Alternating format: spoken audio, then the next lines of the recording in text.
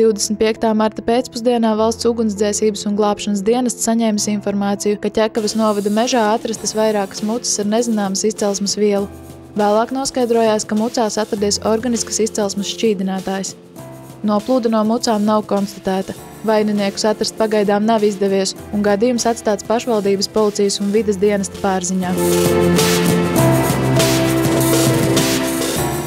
American Council for Energy Efficient Economy pārstāvi publiskojuši pētījuma rezultātus, kuri parāda, ka energoefektīvas politikas ieviešana Amerikas Savienotajās valstīs samazinātu izdevumus par energoresursiem līdz pat $1 triljonam, kā arī ietaupītu būtisku enerģijas daudzumu.